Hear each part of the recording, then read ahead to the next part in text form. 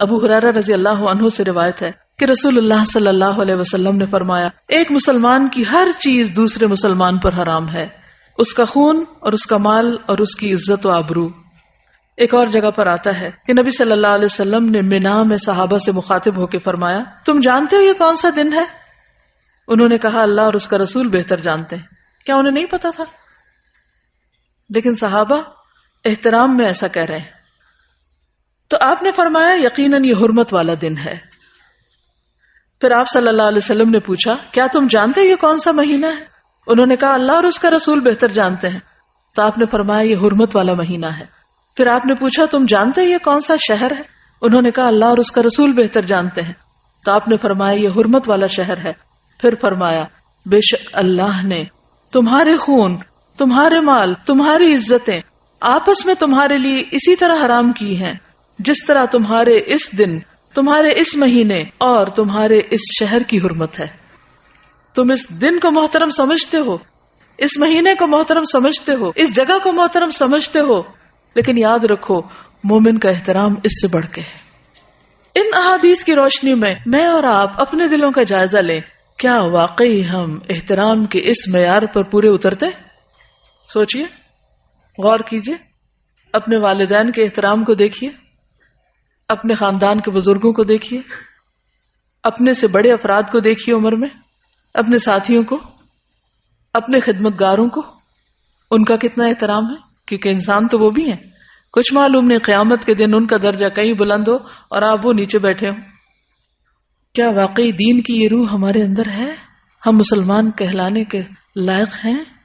حق رکھتے ہیں؟ دلوں کا جائزہ لیجئے۔ آج اسلامی معاشرے سے کیا اٹھ چکا ہے جس کی وجہ سے ساری خرابیاں پیدا ہو رہی، ساری بے چینیاں اور بے اطمینانیاں، اس کی بنیادی وجہ یہی ہے۔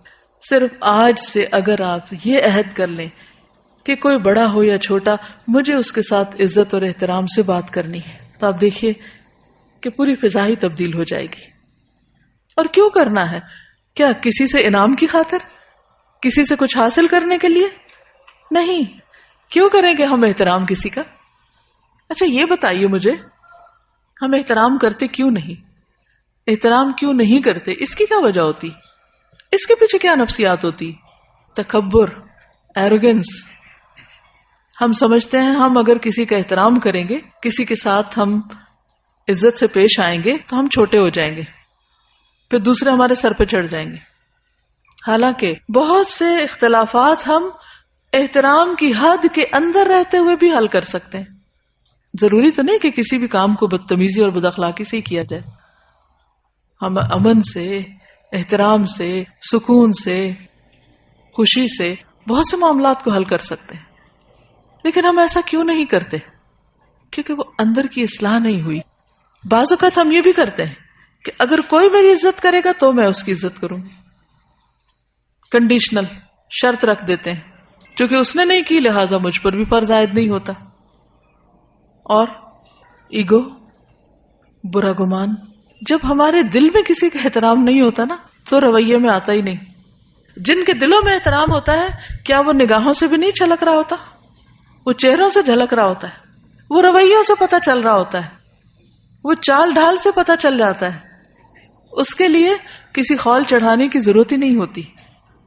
تو اصل چیز کیا ہے کہ اس بات کو اللہ کا حکم سمجھ کر اپنے اندر لانے کی کوشش کریں۔ جب وہ اندر آ جائے گی تو باہر خود بخود آ جائے گی۔ یہی دین کا طریقہ ہے، اسی کا نام تزکیہ ہے۔ نبی صلی اللہ علیہ وسلم صرف کتاب کی تعلیم دے کر نہیں چلے گئے، بلکہ آپ نے لوگوں کا تزکیہ کیا۔ تو آئیے دیکھتے ہیں کہ کون کون سی چیز محترم ہے، احترام کیسے کرنا ہے، کسی کی کیا چیز ہم پر حرام ہے جس کو ہم نہیں چھیڑ سکتے، جس سے بچنا ہے۔ تو سب سے پہلے ہے جان کی حرمت۔ ہر انسان کو جینے کا حق ہے، سوائے اس کے کہ اللہ اس کو یہ حق نہ دے۔ قرآن مجید میں قتل مومن کو حرام قرار دیا گیا۔ سورۃ النساء 93 میں فرمایا وَمَن يَقْتُلْ مُؤْمِنًا مُتَعَمِّدًا فَجَزَاؤُهُ جَهَنَّمُ خَالِدًا فِيهَا وَغَضِبَ اللَّهُ عَلَيْهِ وَلَعَنَهُ وَأَعَدَّ لَهُ عَذَابًا عَظِيمًا۔ اور جو کوئی کسی مومن کو قصدن قتل کر ڈالے یعنی جان بوجھ کے قتل کر دے اس کی سزا جہنم ہے جس میں وہ ہمیشہ رہے گا. اس پر اللہ تعالیٰ کا غضب ہے, اللہ تعالیٰ نے اس پر لعنت کی ہے اور اس پر اس کے لیے بہت بڑا عذاب تیار کر رکھا ہے. حدیث میں آتا ہے حضرت ابو ہریرہ رسول اللہ صلی اللہ علیہ وسلم کا یہ فرمان ذکر کر رہے تھے کہ اگر تمام آسمانوں اور زمین والے کسی مومن کے قتل میں شریک ہوں تو اللہ تعالیٰ ان سب کو جہنم میں دھکیل دے گا. یعنی صرف ایک شخص نہیں, اگر ایک کے قتل میں 10 لوگ شریک ہیں تو وہ 10 کے 10, اور اگر سارے آسمان والے اور سارے زمین والے تو وہ سارے کے سارے. پتہ کیا چلتا ہے کہ ایک مومن کی جان اس قدر قیمتی ہے اللہ کے نزدیک کہ اس کے بدلے میں وہ سب کو سزا دے سکتا ہے اگر وہ اس کے جان لینے میں شریک ہو. آج آپ دیکھیے کہ ہمارے معاشرے میں کتنی چھوٹی چھوٹی باتوں پر قتل ہو جاتے ہیں. مثلا جائیداد, خاندانی دشمنیاں, چھوٹی سی بات سے غصے میں فلیئر اپ ہو جانا, اور شک کی بنیاد پر, کھیل میں ہار جیت پر قتل ہو رہا ہے, غیرت کے نام پر, بعضوں کو صرف شک کی بنیاد پر, گمان کی بنیاد پر, تعصبات کی بنیاد پر, مذہبی بنیادوں پر, حسد کی وجہ سے. کسی دن کا کوئی اخبار اٹھا لے بغیر کسی امتیاز کے, کوئی اخبار کسی بھی دن کا قتل کی خبر سے خالی نہ ہوگا. اور وہ بتا رہی ہے کہ میاں بیوی میں جھگڑا ہوا, بیوی نے 6 ماہ کی بچی کو چھت سے اٹھا کے پھینک دیا. ان گنت کہانیاں ہیں قتل کی, حالانکہ اللہ کے نزدیک اتنا بڑا جرم, اور پھر خصوصاً بے گناہ کا قتل. رسول اللہ صلی اللہ علیہ وسلم ایک خطبے میں فرما رہے تھے, امید ہے کہ ہر ایک گناہ اللہ تعالیٰ معاف فرما دے گا سوائے اس شخص کے جو کسی مومن کو جان بوجھ کر قتل کرے, جو کسی مومن کو جان بوجھ کر قتل کر دے, یا جو شخص کفر کی حالت میں مرے. اور قیامت کے دن سب سے زیادہ مفلس وہ شخص ہوگا کہ جو بہت سی نیکیاں لے کر آئے گا لیکن اس کے ساتھ ساتھ اس نے کسی کو گالی دی ہوگی, کسی پہ تہمت لگائی ہوگی, کسی کا مال کھایا ہوگا, کسی کا خون بہایا ہوگا, کسی کو مارا ہوگا. سب لوگوں کو اس آدمی کی نیکیاں دے دی جائیں گی, اور اگر اس کی نیکیاں ان کے حقوق کی ادائیگی سے پہلے ختم ہو گئیں تو ان لوگوں کے گناہ بھی اس آدمی پہ ڈال دیے جائیں گے, پھر اس کو جہنم میں ڈال دیا جائے گا. وہ صرف اپنے گناہوں کی سزا نہیں بھگتے گا بلکہ اس کے ساتھ ساتھ باقی سب کے گناہوں کی سزا بھی بھگتے گا جن پر اس نے دنیا میں ظلم کیا تھا. حدیث میں آتا ہے نبی صلی اللہ علیہ وسلم نے فرمایا, اس ذات کی قسم جس کے قبضے میں میری جان ہے, مومن کا قتل کرنا اللہ کے نزدیک تمام دنیا کے تباہ ہونے سے زیادہ ہے. سوچئے اس بات کو, یعنی تمام دنیا کا زوال, تمام دنیا کا ختم ہو جانا. اللہ نے دنیا میں کیا کچھ بنایا ہوا, سمندر ہے, پہاڑ ہیں, دریا, درخت, طرح طرح کے پھل, بے شمار نعمتیں, آپ گن نہیں سکتے دنیا میں جو کچھ ہے. لیکن اللہ نے یہ سب کچھ کس کے لیے بنایا؟ انسان کے لیے بنایا. اور اگر انسان کو کوئی ختم کر دے تو باقی چیزوں کی کیا ویلیو ہے؟ کچھ بھی تو نہیں. لہذا پوری دنیا کا زوال ایک طرف اور مومن کا قتل ایک طرف, اتنا سنگین اور بڑا جرم. قتل کرنا تو جرم ہے ہی, مسلمان بھائی پر اسلحہ لہرانا بھی منع ہے. حدیث میں آتا ہے رسول اللہ صلی اللہ علیہ وسلم نے فرمایا, جب مسلمان اپنے بھائی پر اسلحہ لہرائے یعنی مثلا تلوار ہے تو اٹھائے, یا چاقو دکھائے, یا کوئی بندوق کی نالی اس کی طرف پھیرے, تو فرشتے ہمیشہ اس پر لعنت کرتے رہتے ہیں یہاں تک کہ وہ اس کو نیام میں داخل کر لے, یعنی واپس ڈال لے. یعنی کسی کی طرف اسلحے کے ساتھ پوائنٹ آؤٹ کرنا جو ہے وہ بھی منع ہے. کہا یہ کہ اٹھا کے کسی کو کچھ مار دے کوئی. اچھا, اس کو کیوں منع کیا گیا؟ اس پر کیوں لعنت کی گئی؟ یعنی اسلحے کو لہرا کے کسی کو ڈرانا یا اس کی طرف اس کا رخ کرنا.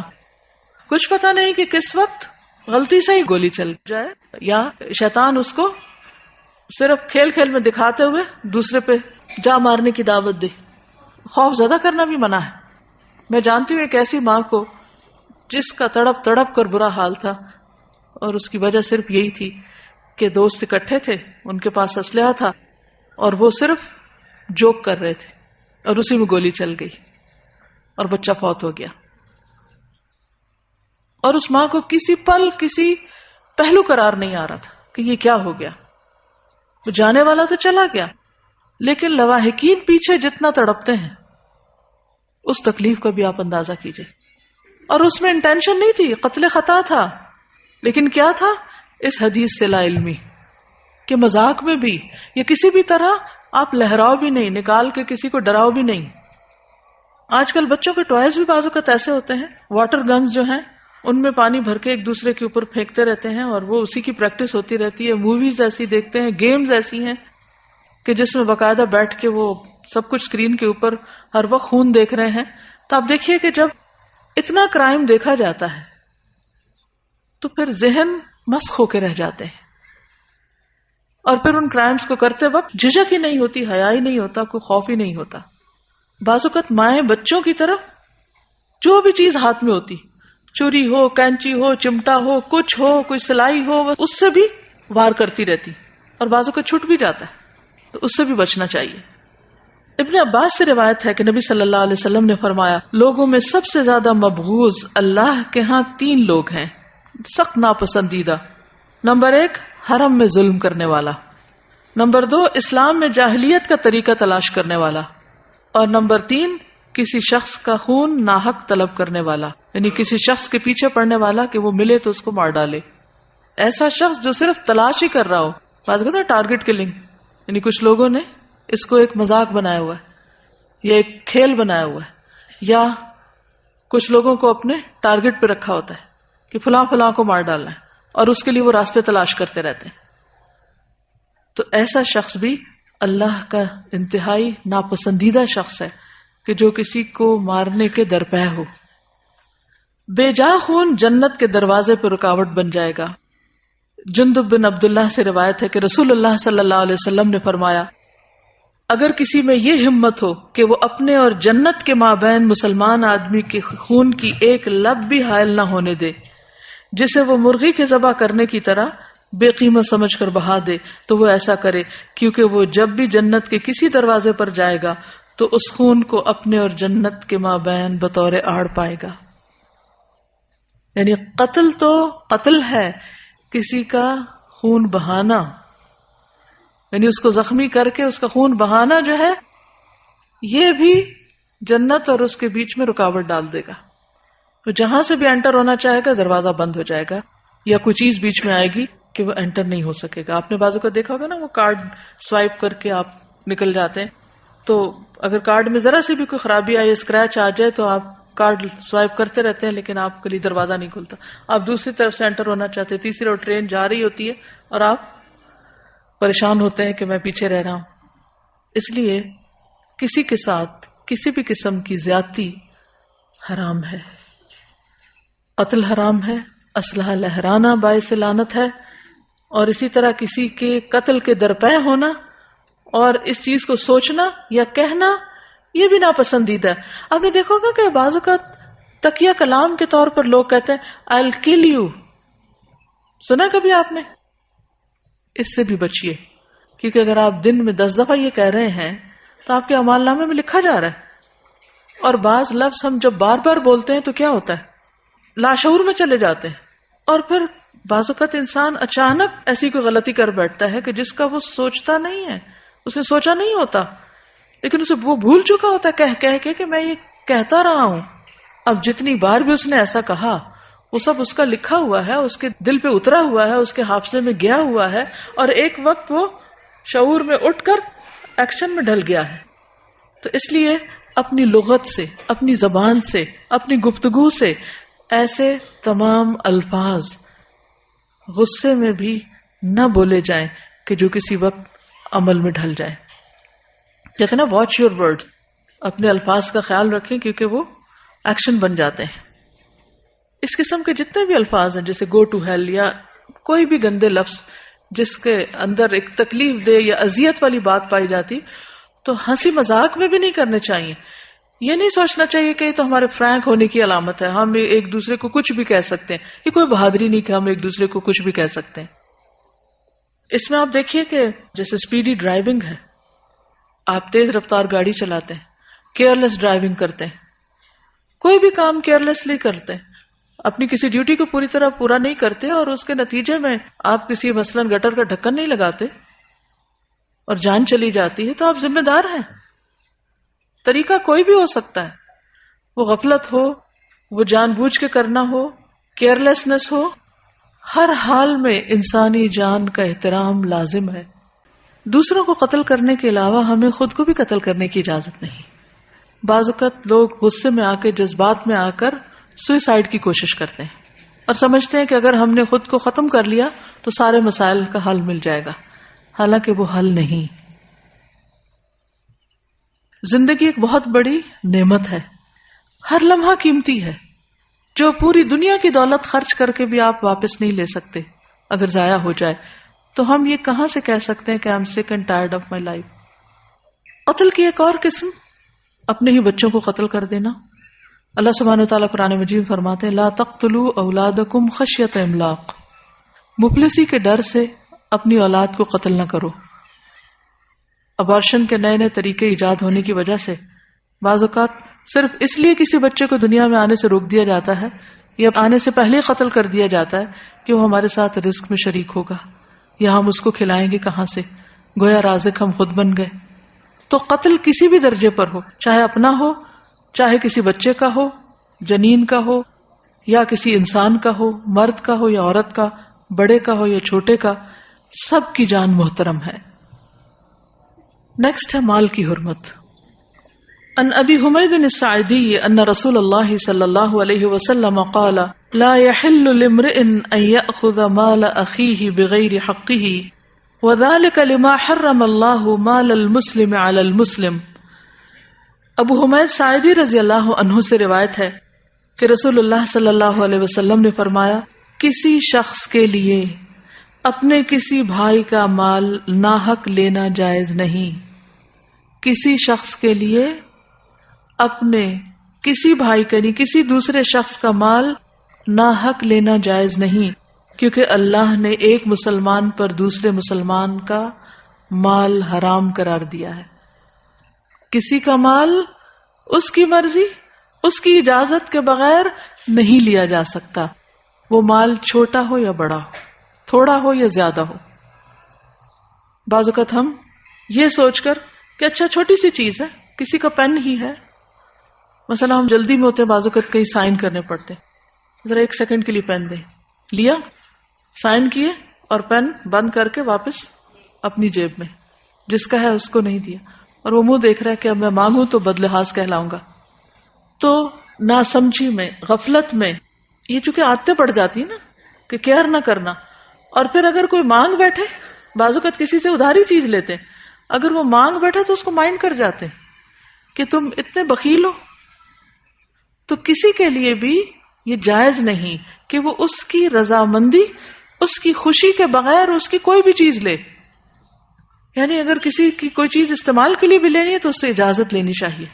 مثلا اس نے کسی شخص نے اپنی چیزیں رکھی ہوئی ہیں، آپ کو ضرورت پڑ جاتی ہے ان میں سے کوئی چیز لینے کی، تو اخلاق کا تقاضا کیا ہے کہ آپ پہلے اجازت لیں کہ کیا میں آپ کا یہ کاغذ اٹھا سکتا ہوں، یہ ٹیشو لے سکتا ہوں. ہم یہ سمجھتے ہیں کہ ہم دوسروں کے مال کو اپنا حق سمجھ کے بعض اوقات استعمال کرتے ہیں، جو کہ درست نہیں. ایک اور حدیث میں آتا ہے، نبی صلی اللہ علیہ وسلم نے فرمایا مسلمان وہ ہوتا ہے جس کی زبان اور ہاتھ سے دوسرے مسلمان محفوظ رہیں. مومن وہ ہوتا ہے جس کی طرف سے لوگوں کو اپنی جان اور مال کا امن ہو. یعنی کسی کے مومن ہونے کی پہچان کیا کہ میرا مال اس کے پاس محفوظ ہے، کچھ نہیں ہوتا. انسان اس کی طرف سے بے خوف ہو کہ یہ میرے مال میں کچھ نقصان دے گا. ایک اور حدیث میں ہے، نبی صلی اللہ علیہ وسلم نے فرمایا مسلمان مسلمان کے لیے آئینہ ہے اور مسلمان مسلمان کا بھائی ہے کہ اس سے اس کے نقصان کو روکتا ہے، اس کی پیٹھ پیچھے اس کا دفاع کرتا ہے. نہیں صرف یہ کہ لینا نہیں، بلکہ اگر کسی کے مال کو کوئی نقصان پہنچ رہا تو اس نقصان کو بھی روکنا ہے. پھر یہ ہے کہ ہنسی مذاق میں بھی کسی کا مال لینا جائز نہیں. عبداللہ بن صائب سے روایت ہے، وہ اپنے والد سے اور وہ عبداللہ کے دادا سے روایت کرتے ہیں، انہوں نے رسول اللہ صلی اللہ علیہ وسلم کو فرماتے ہوئے سنا تم میں سے کوئی شخص اپنے بھائی کی کوئی چیز ہرگز نہ لے، نہ مذاق میں نہ حقیقتاً. حدیث میں آتا ہے لائبن ولا جادن، نہ کھیل میں اور نہ سیریسلی. کیونکہ بعض اوقات کوئی شخص کچھ کھا رہا ہے اور اس نے آپ کو آفر نہیں کیا، اب آپ کا بھی دل کر پڑتا ہے کہ آپ بھی جا کے وہ کھا لیں، تو اب آپ کیا کرتے ہیں کہ ہنسی مذاق میں بعض اوقات چھین لیتے ہیں اس سے یا اس میں شریک ہو جاتے ہیں. ہاں اگر آپ کو یہ پتا ہو کہ وہ شخص خوش ہوگا کہ آپ اس کے ساتھ شریک ہو، کیونکہ لوگوں کے ساتھ رہتے رہتے مزاج کا پتہ چل جاتا ہے نا. اب بعض اوقات گھر میں بہن بھائیوں میں چھوٹی چھوٹی لڑائیاں کس وجہ سے ہوتی ہیں؟ انہی باتوں پہ ہوتی ہے نا، جب ہم ان کی مرضی کے بغیر ان کی چیز لے لیتے ہیں یا ان کے حصے کی چیز ہم کھا جاتے ہیں. اسی طرح مزدور کی اجرت ہضم نہیں کی جا سکتی کہ آپ نے کسی سے کام کروایا اور پھر آپ اس کو اس کی تنخواہ نہ دیں، پیمنٹ نہ کریں. نبی صلی اللہ علیہ وسلم نے فرمایا سب سے بڑے گناہ یہ ہیں وہ آدمی جس نے ایک عورت سے شادی کی، اس سے اپنی حاجت پوری کی، پھر اسے طلاق دے دی اور اس کا حق کے مہر ہڑپ کر گیا. یعنی عورت کو حق کے مہر نہ دینا یہ بھی جرم ہے. دوسرا وہ آدمی جس نے کسی کو مزدوری پہ لگایا اور اس کی اجرت خود نگل گیا، یعنی پیمنٹ نہیں کی مزدوروں کی.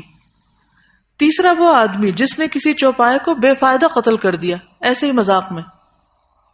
پھر اسی طرح آپ صلی اللہ علیہ وسلم نے کسی کا مال لوٹنے سے یعنی ڈکیتی وغیرہ کرنے سے اور اچکنے سے بھی منع کیا ہے. آپ نے یہاں تک منع کیا ہے کہ اگر کسی کے مال پر کوئی قدرتی آفت آ جائے تو اس سے پھر وہ چیز وصول کی جائے.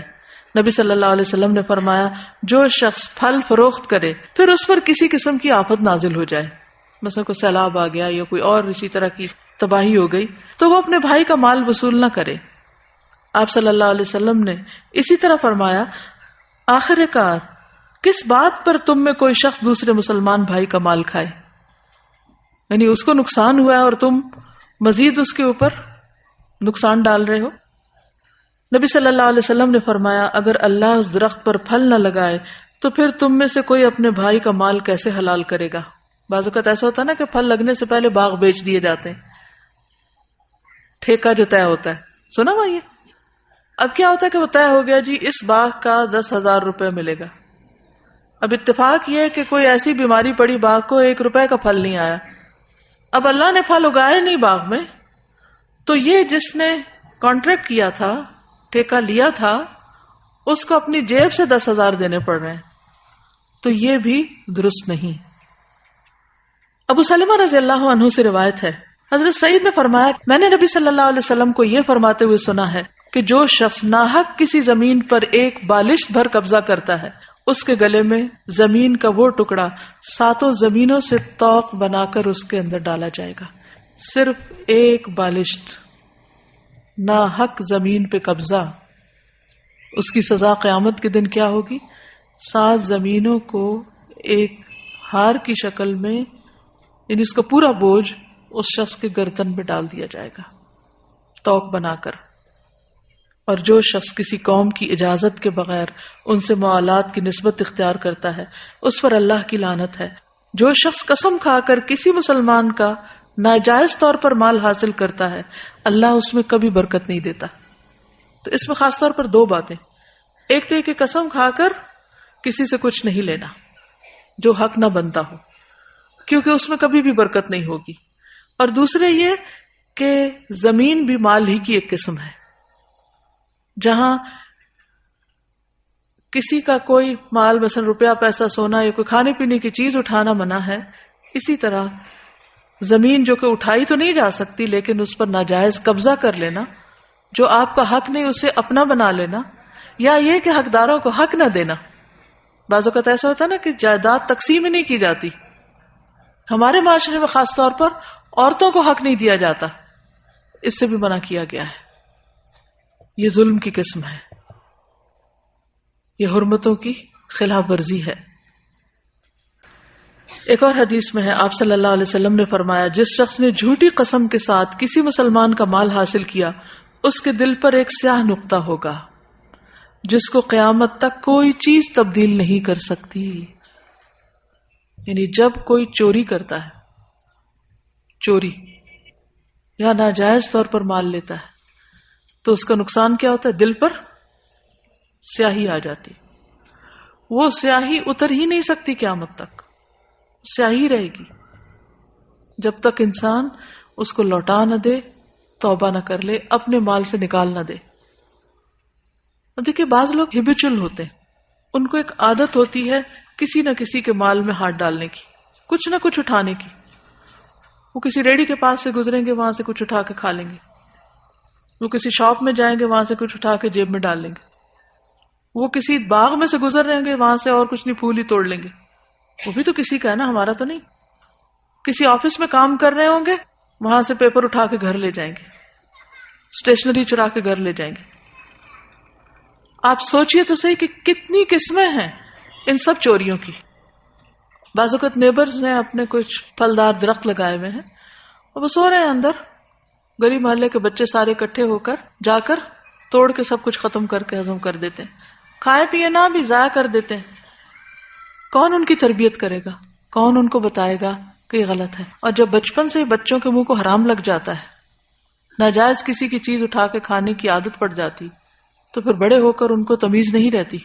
ہر ماں کے اوپر لازم ہے کہ بچہ جب اسکول سے آئے تو اس کا بیگ الٹ دے، اور جو چیز خود خرید کے نہیں دی اس کو واپس کرنے کی تلقین کرے، اسے اٹھا کر پھینک دے، وہ اس کے مال میں شامل نہ ہونے دے، اس کو وہ اس سے اس طرح ڈرائے جیسے آگ کے ٹکڑے سے ماں ڈراتی۔ بچہ جب آگ کے اوپر ہاتھ لگانے لگتا تو ماں کھینچ لیتی ہے ہاتھ، اسی طرح ہاتھ کھینچ لے کہ یہ تو تمہاری چیز ہی نہیں ہے، یہ کیسے اٹھا لی۔ ایک اور حدیث میں آتا ہے رسول اللہ صلی اللہ علیہ وسلم نے 2 جمرات کے درمیان، یعنی حج کے موقع پر 2 جمرات کے درمیان فرمایا، جس شخص نے جھوٹی قسم کے ساتھ کسی مسلمان کا مال حاصل کیا، وہ اپنا ٹھکانہ آگ میں بنا لے اور حاضر غائب کو بتا دیں۔ آپ نے 2 یا 3 بار یہی بات فرمائی۔ ایک اور حدیث میں آتا ہے، جو شخص جھوٹی قسمیں کھائے تاکہ کسی کا مال جو اس کے ذمہ واجب ہے اس کو ہضم کر لے، یعنی واپس نہ کرے، تو وہ اللہ سے اس حال میں ملے گا کہ اللہ اس پر ناراض ہوگا۔ ایک اور حدیث میں آتا ہے، نبی صلی اللہ علیہ وسلم نے فرمایا، جس نے کسی مسلمان کا ناحق ایک لقمہ بھی کھایا، اللہ تعالیٰ اسے اتنا ہی جہنم کا کھانا کھلائیں گے۔ جس نے کسی مسلمان کا ناحق کپڑا پہنا، اللہ تعالیٰ اسے اسی کے بقدر جہنم کا کپڑا پہنائیں گے۔ اور جو کوئی کسی مسلمان کے ساتھ دکھلاوے والی جگہ پر کھڑا ہوگا تو اللہ تعالیٰ اسے قیامت والے دن دکھلاوے والے مقام پر کھڑا کرے گا، یعنی اس کے عیب لوگوں کے سامنے لائے گا۔ ایک اور حدیث میں آتا ہے، نبی صلی اللہ علیہ وسلم نے فرمایا، مسلمان کی گمشدہ چیز آگ کی لپٹ ہوتی ہے، اس کے قریب بھی نہ جانا۔ گمشدہ چیز آگ کی لپٹ ہے، یعنی مثلا کوئی شخص اپنی کوئی چیز بھول گیا اور آپ کو پتہ ہے کہ فلاں کی ہے، وہ چلا گیا، مثلا کوئی موبائل بھول گیا، کوئی اپنی کوئی جیولری میں سے، بعض اوقات ایسا ہوتا ہے نا کہ آپ واش روم جاتے ہیں تو گھڑی اتارتے ہیں یا آپ انگوٹھی اتار کے رکھتے ہیں، کچھ لوگوں کی عادت ہوتی ہے وضو وغیرہ کرنے سے پہلے، اور واپسی پہ بھول جاتے ہیں، اتنے میں پیچھے سے کوئی اور جاتا ہے، وہ دیکھتا ہے کہ اوہ یہ تو اتنی قیمتی گھڑی پڑی، تو اٹھا کے جیب میں ڈال لیتا ہے، چھپا لیتا ہے۔ یہ کیا ہے؟ گویا آگ کا انگارہ ہے جو اس نے چھپایا۔ اول تو یہ کہ جس کے اندر ایمان ہوگا وہ تو ہاتھ ہی نہیں لگائے گا کہ پڑی رہے، جو بھول کے گیا اس کو یاد آئے گا، وہ واپس آ کے اسی جگہ سے تلاش کرے گا، اس کو مل جائے گی۔ یہ ہے اسلامی معاشرہ کہ جس میں ہر شخص اپنی جان، عزت، مال کے بارے میں دوسروں سے امن میں ہے کہ کچھ نہیں ہوتا۔ لیکن ہمارا کیا حال ہے؟ ہر وقت ایک خوف کی حالت میں، ہر وقت اگر بیگ رکھا ہوا بھی ہے تو وہ بھی بار بار دیکھتے رہتے ہیں، بیگ ادھر ہی ہے نا، دائیں بائیں مڑ کے دیکھتے ہیں کہ کون بیٹھا ہوا ہے، کہیں ایسا تو نہیں کہ کچھ چپکے سے ہاتھ ڈال دے، کچھ چرا دے، یا بیگ ہی اٹھا کے بھاگ جائے۔ کسی ہاسپٹل میں جائیں، بازار میں جائیں، حتیٰ کہ حرم میں جائیں، جیب کاٹنے والے ہر جگہ آپ کو ملیں گے، جنازوں پہ اور تو اور۔ مسجد میں لوگ نماز پڑھنے جاتے ہیں، ان کے جوتے چورے ہو جاتے ہیں. یعنی کون سی جگہ ہے جہاں آپ کہیں کہ یہاں امن ہے، یہاں کچھ نہیں ہوتا، میں ایک بے خوف جگہ پر آ گیا ہوں. کس قدر حرمتوں کو پامال کر دیا گیا. نبی صلی اللہ علیہ وسلم نے فرمایا کسی شخص کے لیے اس کے بھائی کا مال اس وقت تک حلال نہیں جب تک وہ اپنے دل کی خوشی سے اس کی اجازت نہ دے دے. تیسری چیز ہے عزت کو پامال کرنا. جان اور مال کے بعد عزت کی پامالی. اب دیکھیے کہ بعض اوقات ہم کوئی چیز رینٹ آؤٹ کرتے ہیں، جب واپس لیتے ہیں تو اتنی ٹوٹ پھوٹ ہو چکی ہوتی ہے کہ وہ جو رینٹ اس میں لیا ہوتا ہے اس سے بھی زیادہ پڑ جاتا ہے اس کی اصلاح میں. کسی اور کے انٹرنیٹ کے سگنل کیچ کر کے یا ہیک کر لیتے ہیں. چوری کی جدید قسم ہے یہ. بعض اوقات موبائل کے بیلنس چرا لیتے ہیں. بعض اوقات ایسی ڈونیشنز جیسے غریبوں کے لیے آتی ہیں یا سیلاب والوں کے لیے، ان کو ان تک نہیں پہنچایا جاتا، راستے میں لوگ لین دین کر لیتے ہیں ان کا. اسی طرح ٹیلی فون کی چوری، گورنمنٹ کو نقصان دینا، بجلی کی چوری، گیس کی چوری، کسی کے محل پر نیت خراب رکھنا. یعنی ہر انسان کو اللہ نے ایک سینس دی ہے، ایک عقل دی ہے، اس میں بھی پرکھ سکتے ہیں. لسٹ نہ بھی سامنے ہو تو دل بتا سکتا ہے آپ کا کہ کون سی چیز آپ کی ہے، کون سی کسی کی، کون خوشی سے دے رہا ہے اور کون راضی نہیں ہے اور آپ جبرن اس سے کھینچ رہے ہیں. تیسری چیز ہے عزت پامال کرنا. بہت سے لوگ کسی کی جان کے بارے میں بھی بڑے محتاط ہیں اور مال کے بارے میں بھی کسی بھی طرح کا کوئی ظلم نہیں کرتے اور دور دور سے بھی ڈرتے ہیں، بہت محتاط پاکیزہ زندگی بسر کرتے ہیں، لیکن ان کی زبان سے کوئی محفوظ نہیں ہوتا، کوئی نہیں بچتا. لہذا بے حد ضروری ہے کہ ان حرمتوں کا بھی پاس رکھا جائے. انس بن مالک رضی اللہ عنہ سے روایت ہے کہ رسول اللہ صلی اللہ علیہ وسلم نے فرمایا جب مجھے میرے رب عز و جل نے معراج عطا کی تو اس رات میں ایک قوم پر گزرا. ان کے ناخن تانبے کے تھے اور وہ ان ناخنوں سے اپنے چہرے اور سینے کھرچ رہے تھے، اسکریچ کر رہے تھے. میں نے کہا یہ کون لوگ ہیں اے جبریل؟ انہوں نے فرمایا یہ وہ لوگ ہیں جو لوگوں کا گوشت کھاتے تھے اور ان کی عزت و آبرو کے درپے رہتے تھے. کیونکہ ہوتا کیا ہے نا، اسکریچ سے وہ دوسرے کی جو خوبصورتی ہے وہ ختم ہوتی ہے. تو جب آپ کسی کی عزت پر کوئی بات کرتے ہیں تو اس کی شان میں فرق آتا ہے. تو قیامت کے دن کسی کے ساتھ جو کرے گا وہ اپنے آپ کو خود ہی نوچ رہا ہوگا، اپنے آپ کو خود بدنما اور بدصورت بنا رہا ہوگا. ابو ہریرہ رضی اللہ عنہ سے مروی ہے نبی صلی اللہ علیہ وسلم نے فرمایا ہر مسلمان دوسرے مسلمان کا بھائی ہے، نہ اس پہ ظلم کرتا، نہ اسے رسوا کرتا ہے، اس کی بے عزتی نہیں کرتا اور نہ اسے حقیر سمجھتا ہے، بلٹل نہیں کرتا، چھوٹا نہیں سمجھتا. ایک اور حدیث میں ہے نبی صلی اللہ علیہ وسلم نے فرمایا سب سے بڑا سود ربا یہ ہے کہ انسان ناحق کسی مسلمان کی عزت سے کھیلے. بعض لوگ ویسے سود کو حرام قرار دیتے ہیں، وہ نہیں لین دین کرتے انٹرسٹ کا، لیکن دوسروں کی عزتوں سے کھیلتے رہتے ہیں. یہ سب سے بڑا سود ہے. نبی صلی اللہ علیہ وسلم نے فرمایا کسی آدمی کے برا ہونے کے لیے یہی کافی ہے کہ وہ اپنے مسلمان بھائی کو حقیر سمجھے، کمتر سمجھے، گھٹیا سمجھے. نبی صلی اللہ علیہ وسلم نے فرمایا جو شخص اپنے بھائی کی عزت سے اس چیز کو دور کرے گا جو اسے عیبدار کرتی ہے، اللہ تعالیٰ قیامت کے دن اس کے چہرے سے آگ کو دور کرے گا. یعنی اگر کوئی چیز کسی کے بارے میں کوئی کہہ رہا ہے کسی مجلس میں اور وہ اس کو اس کی پیٹھ پیچھے ذلیل کر رہا ہے تو وہ اٹھ کے ایک ایسی بات بولے کہ جس سے اس کا دفاع ہو، تو قیامت کے دن ایسے شخص کے چہرے کو جو دوسروں کا دفاع کرتا ہے اس کے چہرے کو آگ سے بچا لیا جائے گا. یعنی جو دوسروں کی حفاظت کرے اللہ قیامت کے دن اس کی حفاظت کرے گا. عزت پامال کرنے کی جو صورتیں ہیں ان میں سب سے بڑی غیبت ہے. کسی کی پیٹھ پیچھے اس کا ذکر ایسے انداز میں کرنا کہ اس کو حقیر گردانا جائے. نبی صلی اللہ علیہ وسلم نے فرمایا، معاذ بن جبل سے روایت ہے، انہوں نے رسول اللہ صلی اللہ علیہ وسلم کے پاس ایک آدمی کا ذکر کیا اور کہا جب تک اسے کھلایا نہ جائے وہ کھاتا نہیں، جب تک اسے سوار نہ کیا جائے وہ سوار نہیں ہوتا. نبی صلی اللہ علیہ وسلم نے فرمایا تم نے اس کی غیبت کی. صحابہ نے کہا اللہ کے رسول صلی اللہ علیہ وسلم جو اس میں ہے ہم نے تو وہی بیان کیا. آپ نے فرمایا غیبت کے لیے تمہیں یہی کافی ہے کہ تم اپنے بھائی کی اس بات کا ذکر کرو جو اس میں ہے. یعنی یہاں آپ دیکھیے کس چیز کو آپ نے غیبت قرار دیا، صرف بے جا تبصرے کو. ہم بیٹھے ہوتے ہیں نا تو دوسروں کی باتیں کرتے، فلاں تو ایسا ہے کہ بس اللہ کی پناہ، اسے تو کپڑے پہننے نہیں آتے، اسے تو چلنا نہیں آتا، اسے تو گھر سنبھالنا نہیں آتا، وہ ایسا نہیں کرتا، وہ ویسا نہیں کرتا. یہ سب باتیں غیبت میں شمار ہوتی. نہیں، آپ تیسرے شخص سے ہی ذکر کر رہے ہیں، اسی سے ہی کر لیں جس کے اندر وہ خامی ہے، تاکہ وہ اپنے آپ کو سنوار لے. تو غیر ضروری طور پر لوگوں کو ڈسکس کرنا، اور خصوصاً ایسے انداز میں ڈسکس کرنا جس سے ان کی شان یا عزت میں کمی ہو، یہ ناپسندیدہ ہے. آپ دیکھیے کہ گھروں میں لڑائیاں کیوں ہوتی؟ ماں اور بیٹے میں بعض اوقات لڑائی ہو جاتی. کیوں؟ کیونکہ بیوی بیٹے کے کان ماں کے خلاف بھر رہی ہوتی، یعنی اپنی ساس کے خلاف میاں کو باتیں کیے جا رہی ہوتی.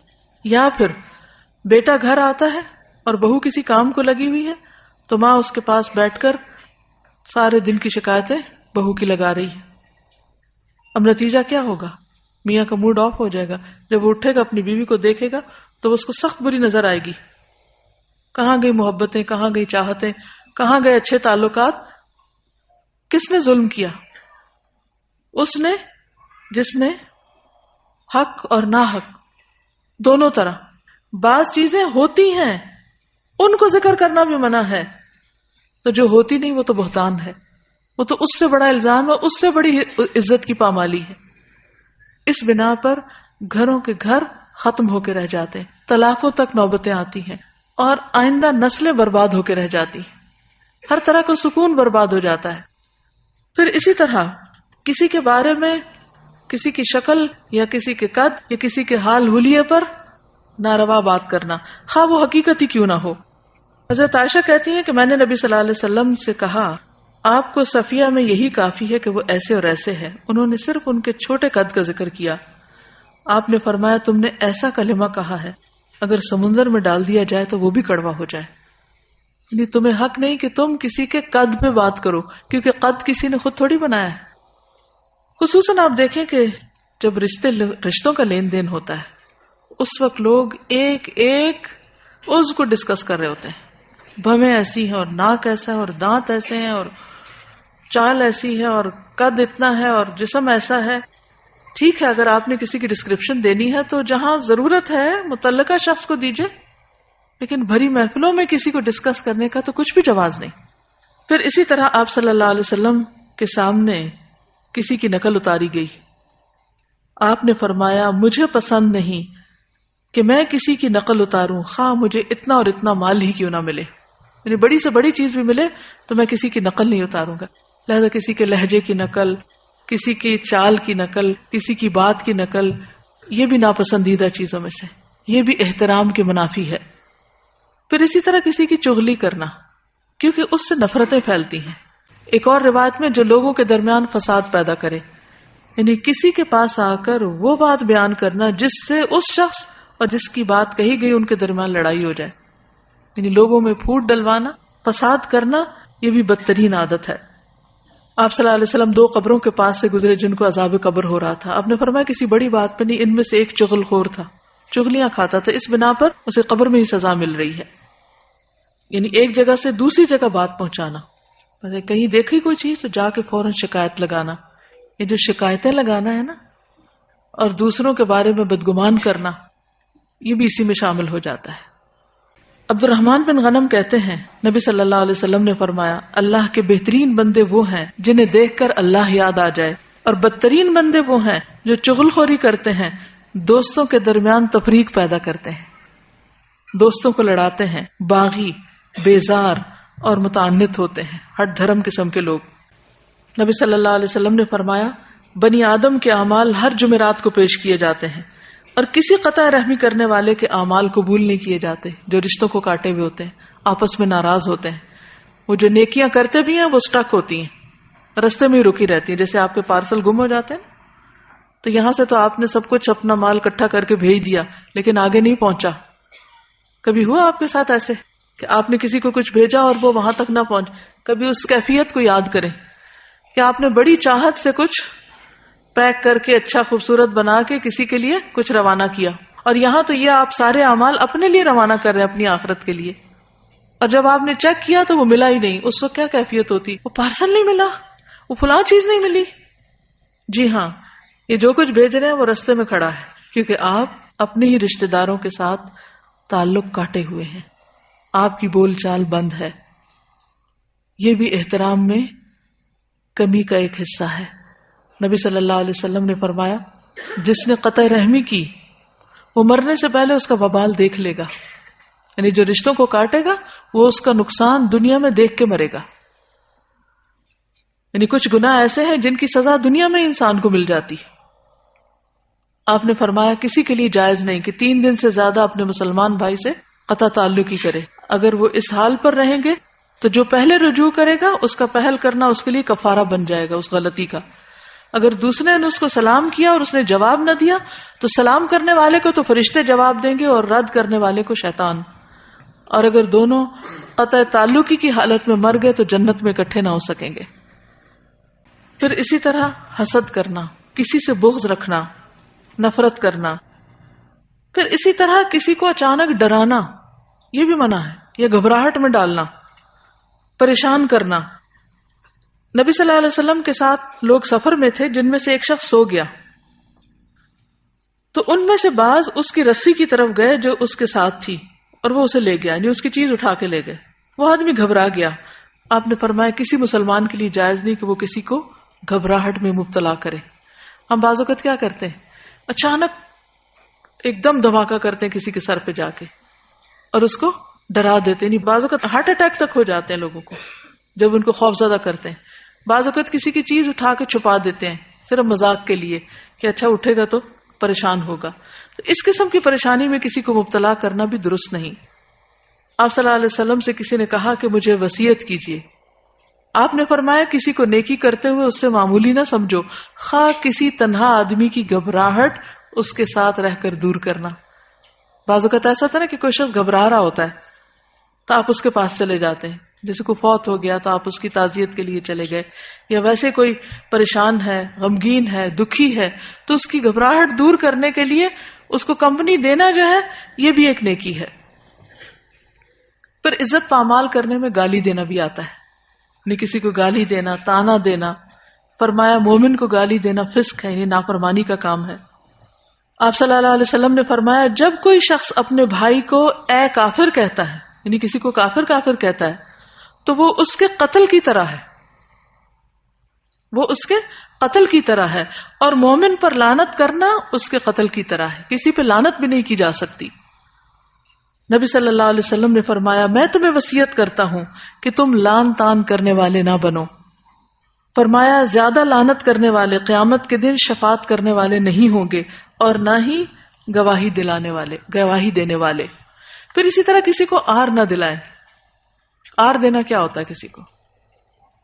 کسی کو شرمندہ کرنا ہے. ہاں تم کیا جانو، تمہیں کیا پتا، تمہیں نہیں یہ کام کرنا آتا، تم نہیں کر سکتے. تو وہ جیسے بات ہوئی تھی نا کہ جذباتی طور پر اور تانے دے دے کہ کسی کا جذباتی قتل یا کسی کا کانفیڈنس کل کر دینا یہ بھی درست نہیں. پھر اسی طرح یہ ہے کہ انسان اپنی زبان اور اپنی عزت کا دفاع بھی کرے. کسی کو کوئی ایسی بات نہ کرے کہ جس سے پلٹ کر خود وہ اپنی بے عزتی کرانے کے درپے ہو جائے.